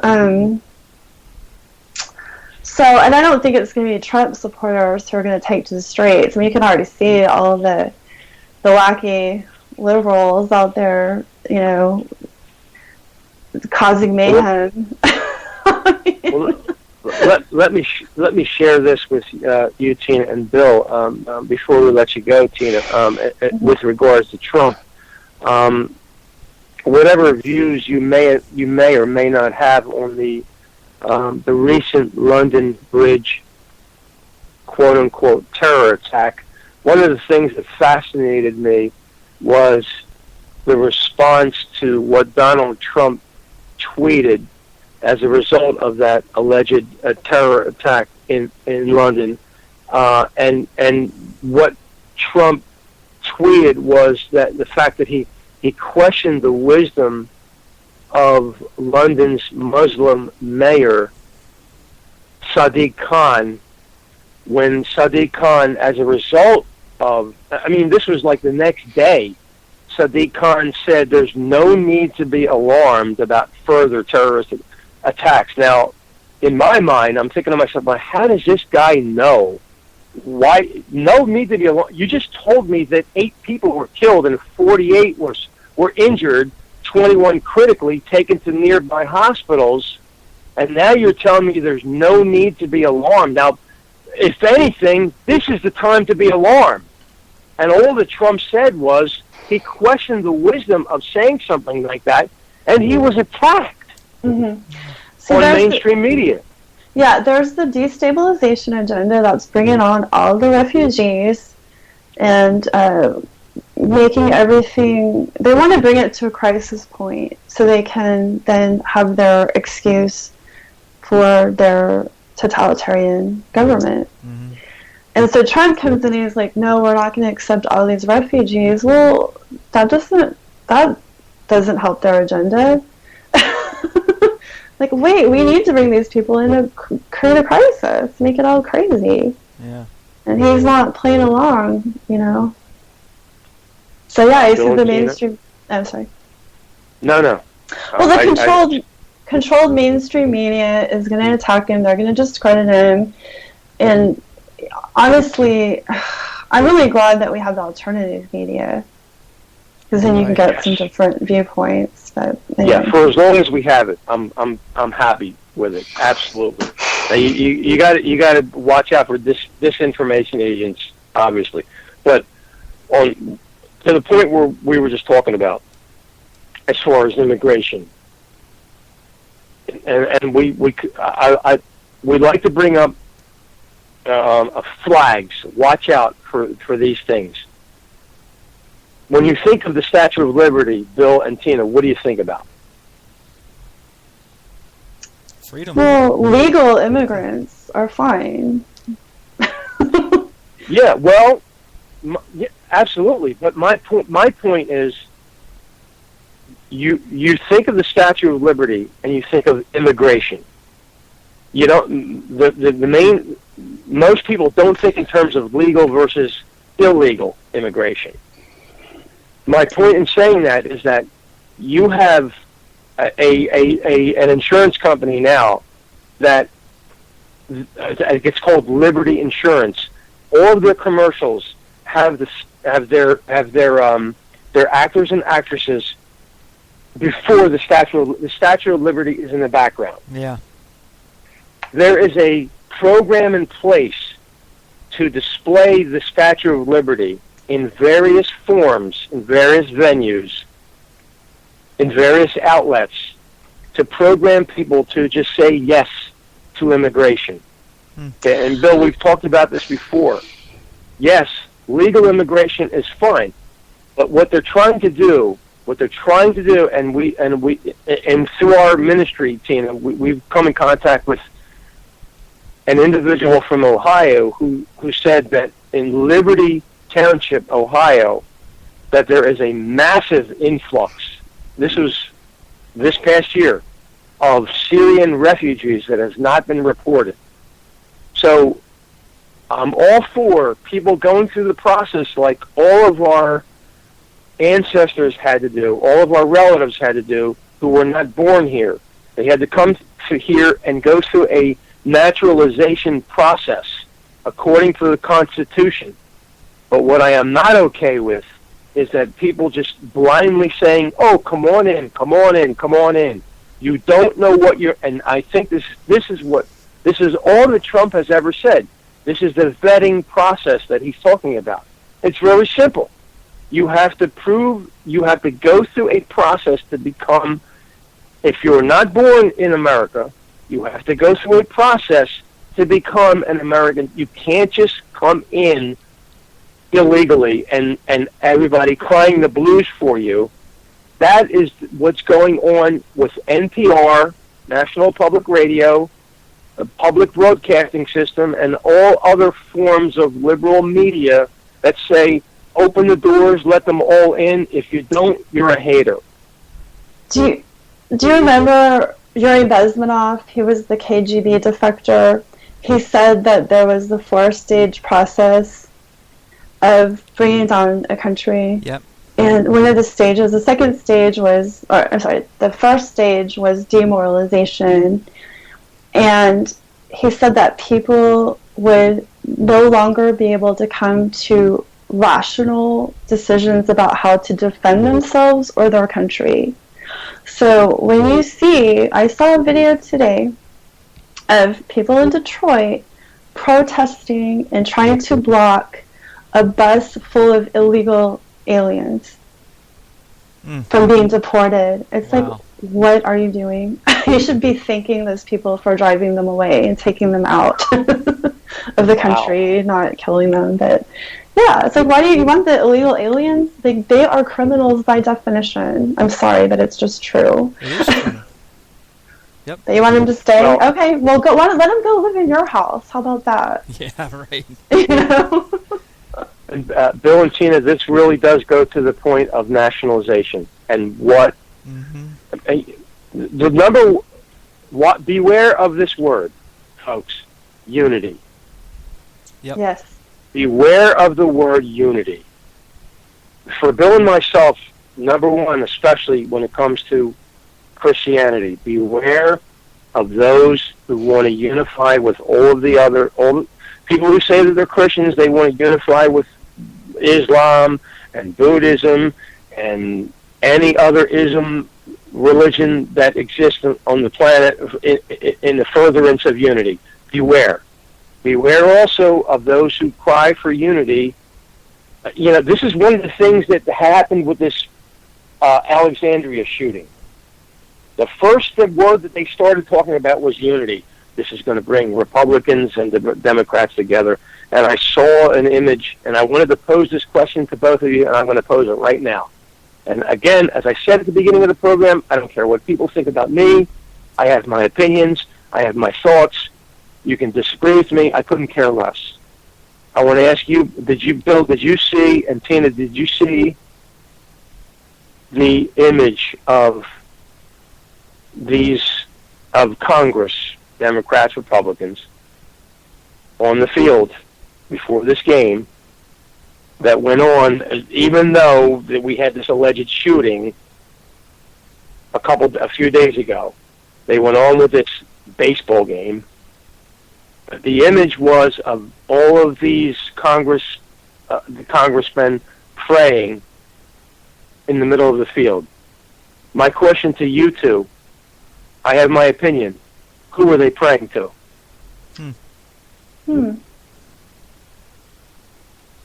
Now, you think of unity. What were we just talking about?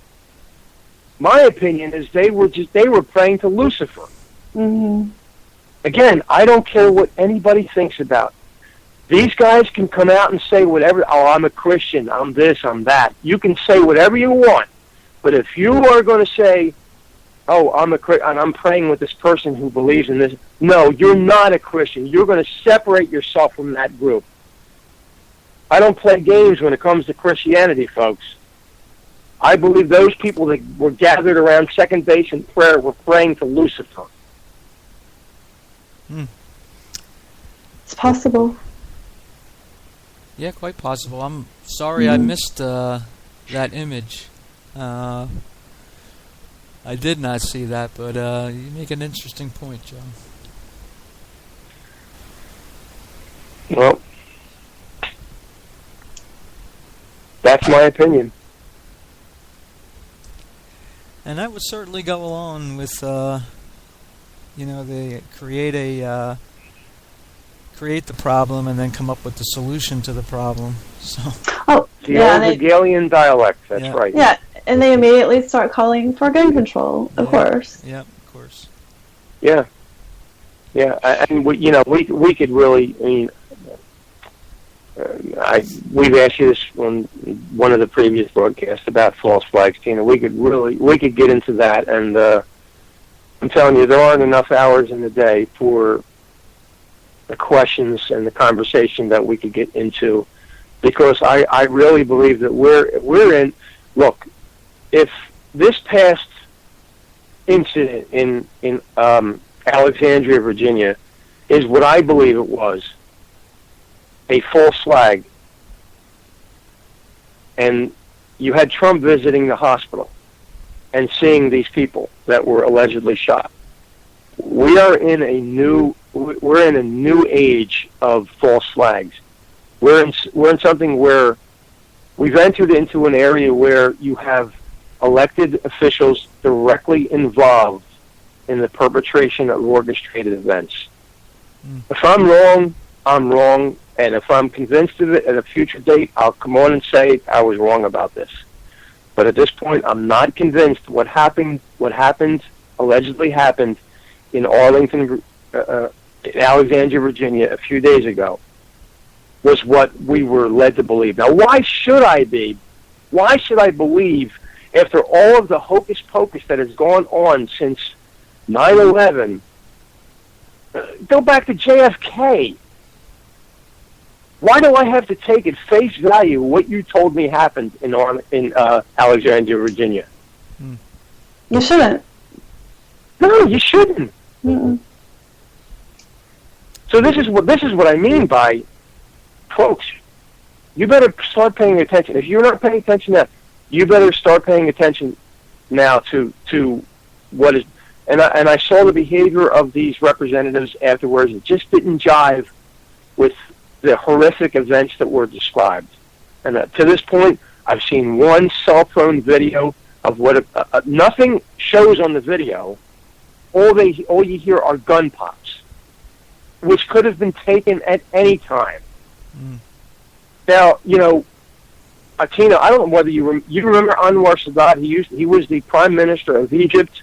Yes. When he was assassinated, there was film of the assassination of one of his cabinet members with his arm shot off at the elbow. And he was in shock. They showed that video. There have been videos in the past, live footage in the past, that have showed actual bodily destruction.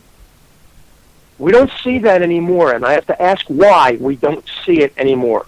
Could it be, as I suspect and I believe, that none of these events are real? Can I just mention that Scalise was investigating pedophilia and, I guess, Pizzagate and all of that satanic Luciferian circle. And might that have been a reason? And also there was supposed to be a vote on loosening restrictions on silencers for guns that day. So it could have been a false flag. I'm not saying it wasn't. People can get hurt in false flags. Yeah, I was just going to say, maybe it was a set-up false flag where someone actually was shot here. And that's it's a difference between a false flag and a hoax. Right. In a false flag, people actually do get killed, get hurt, but it's designed by the powers that be, and the guilt is ascribed to someone else who wasn't guilty. Yeah. A hoax, on the other hand, is something that actually did not happen. Yeah. Right. Yeah. And me personally, it pisses me off that I have to keep wondering whether, is this a false flag, is this a hoax? It pisses me off. But like I said in our last interview, everybody believes that three towers in New York City on 9/11 were brought down by two planes. But nobody can describe. How does that happen? Mm-hmm. Nobody understands World Trade Center 7, 1 and 2. Yeah, even 1 and 2. When you start looking at it, and it's not just me. Go, take a look at architects for 9/11 truth. You have architects and scientists and physicists and pilots who are saying, no, two planes could not have brought down those two towers. But people don't want to think about that.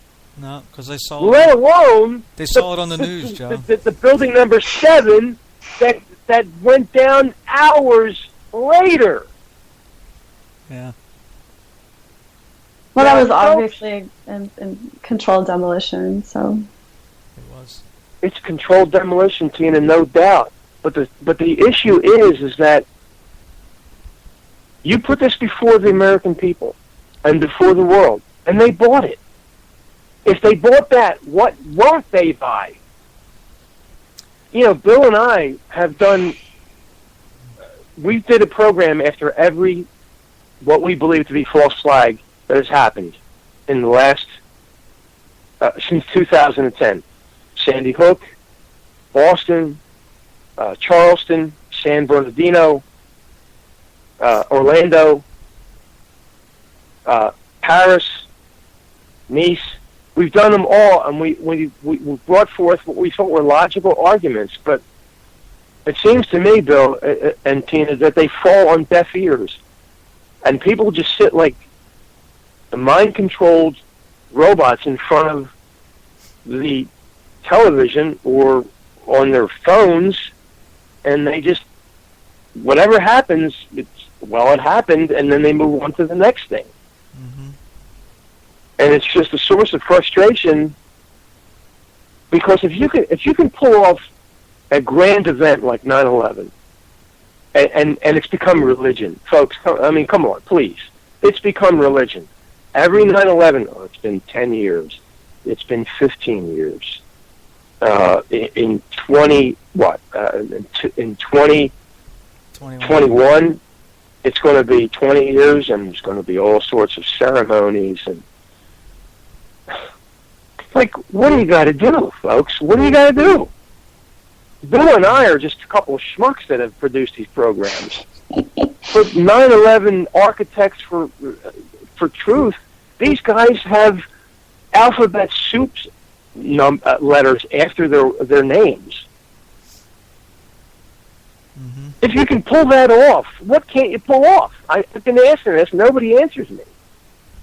What can't you pull off?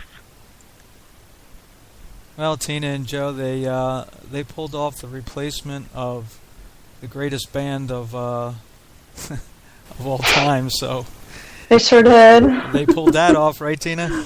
Yes, they did. Yeah. It's not the same Paul McCartney. I hate to tell people that, but it's true. It is. Well, Tina, these 3 programs that we've had the pleasure to have you on have been outstanding, and the response that we've gotten to them just as much. So for Joe and myself, I want to thank you so much for the information that you brought, and it's really been what we hoped it would be, and that's to open up people's minds, and I want to thank you for that. Thank you. Thank you for having me on. It's been a great time. Yeah, and Tina, I also want you to extend thanks to the friends that you would have been spending time with for 4 Saturdays. Okay, thank them. Instead, you chose to spend time with Bill and Joe. Now, why that is, I have no idea. But thank your friends for Bill and Joe. Okay, I will. Yeah. All right, Tina, why don't you give out your contact information, your blog, and sure. your book that you penned? Sure. Yeah, okay, so my name is Tina Foster. My blog is plasticmaca.blogspot.com. And I'm on Facebook under Tina Foster. My book is The Splitting Image, Exposing the Secret World of Doubles, Decoys, and Imposter Replacements. And that just reveals a lot of the covert uses of doubles and people actually being permanently switched out. Doesn't talk about Paul McCartney. That's going to be another book. So there's a good teaser. Yeah. This Bill, is actually preparation or introduction to the concept, because it's very difficult for people for some reason. But yeah, easing people into the Paul McCartney stuff. That's right. Well, Tina, thanks again, and we hope to have you on again in the future, and we can touch on some other subjects, that we talked about a little bit, such as vaccines and the Federal Reserve and so on and so forth. There's so much that we can really get into and how it all ties in. So I'll look forward to that. Sounds good. Thank you so much. You guys have a good night. Okay, you too, Tina. Good night, Tina. Okay, bye. God bless.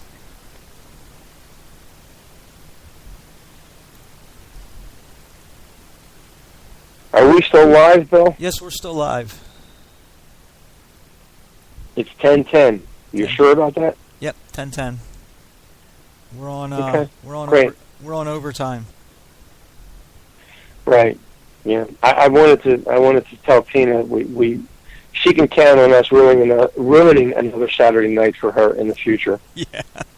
Because of her information, her research is. It's a lot. It's really a lot to take in at one time. It really is. It's one of those things where, if anybody out there is like me, if I read a page, sometimes I'll have to go back at the top and reread the whole page again. Mm-hmm. It's the same thing with a program like tonight. There was so much information that Tina brought out that bears further research on the part of the listener and scrutiny. Of course, look, we don't pretend to agree with everything that Tina says. There are certainly some theological differences that we have with Tina, but we didn't challenge her on them at any time during our 3 interviews with her, because the point was to get to the points of research and the information that she's uncovered with regards to the Illuminati and Luciferianism and chemtrails and the Paul is dead phenomenon and how it relates to the cultural implications of the Illuminati and how they operate through the entertainment industry. So we don't agree with everything that Tina said, basically theologically, but nevertheless, we will take what she has said in certain areas and look further into them, as we encourage our listeners to do the same. I think that what we believe theologically, we've made clear on all of our broadcasts, Bill, with regards to what Jesus accomplished on the cross, with regards to salvation through Him and Him alone, the reality of sin, and that we're all guilty of sin. We all need to be saved, and not saved by any other than Jesus Christ. There's no other name given under heaven among men whereby we must be saved. This is clear from the Scriptures, and we've never deviated from this. So that in all of our interviews that we've done with Tina and with other guests as well, I'm sure that there have been many, many differences, theological differences. As there are with Christians interviewing Christians, there's theological differences. Sure. So it's no different with us engaging with Tina tonight. But I think that Tina has brought a lot of information that, some of it is reliable. All of it needs to be researched and confirmed. As Tina said herself, she did the research, and she doesn't necessarily agree with all of it herself. So the fascinating aspect of what we do, I think, Bill, always is that people live in a very controlled world, a very orchestrated world, a very organized world. They have a routine. There's no question about that people have a routine, and that when their routines are disturbed, now you talk about the death of a family member and a severe illness, a job loss. When their routines are disturbed, their lives are disturbed, and their worlds are turned upside down. Those are the things they can't avoid. So then why would they go searching for information that would also turn their world upside down? Like what they see on CNN isn't real. What they see on their local national news affiliates isn't real when it comes to major events. What they've believed about the JFK assassination, about 9/11, about Sandy Hook, about Boston, about Charleston, Orlando, Paris, Nice, about London, or about Alexandria, Virginia, just a couple days ago. It upsets the normal routine of life, and people don't like that. I don't like it. Mm-hmm. I mean, people listening, they really think that me and Bill want to spend a lot of time thinking about all of these dark matters. I'd rather just go out and take my dog for a walk. I'd rather go out to a restaurant and have a nice meal, go to a park and throw a Frisbee around. But I can't do that because I know that there's work to be done. Our lives are turned upside down, Bill, because of what we know to be true. Mm-hmm. And I know that people don't want that to happen in their lives. They want to be rooted in routine. As much as they may complain about routine, they're comfortable with routine. It's a source of comfort. So when they are challenged with 9/11, no, 2 planes can't bring down 3 towers. When they're challenged with Sandy Hook, Adam Lanza could not. There's no way that this frail individual could have orchestrated this event and brought the carnage. There's no way that Omar Mateen could have accomplished what the mainstream media reported that he accomplished in Orlando, at the Pulse nightclub in Orlando last June. It upsets people's worlds, and they don't want that. So I think that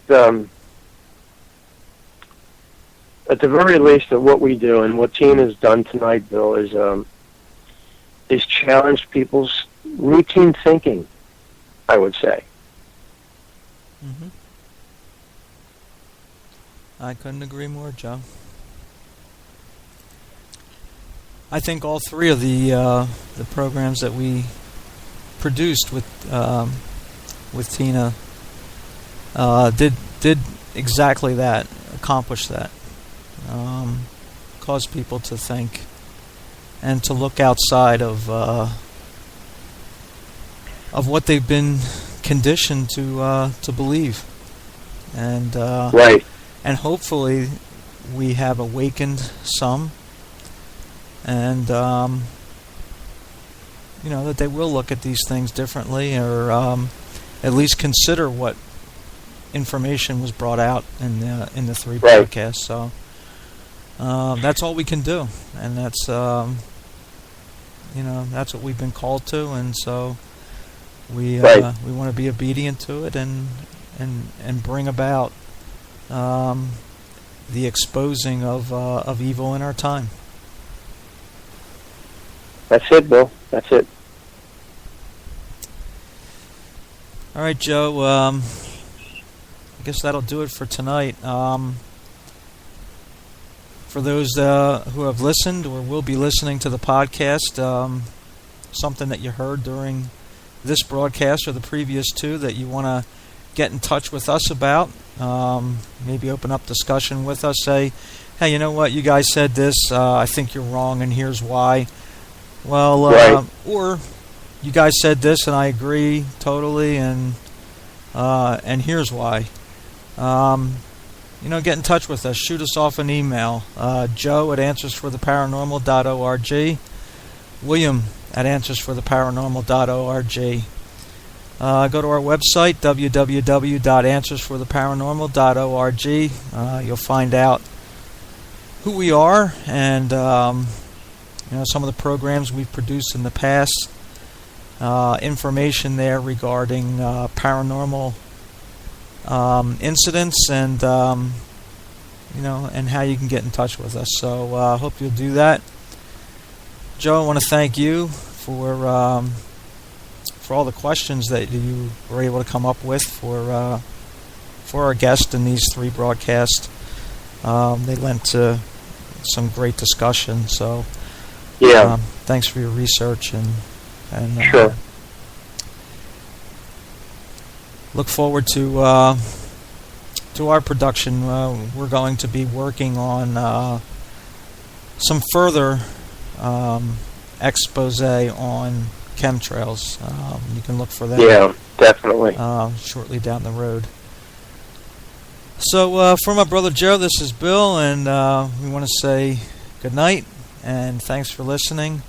And we'll catch you next time on Answers for the Paranormal. Good night, brother. Good night, brother, and to all who are listening.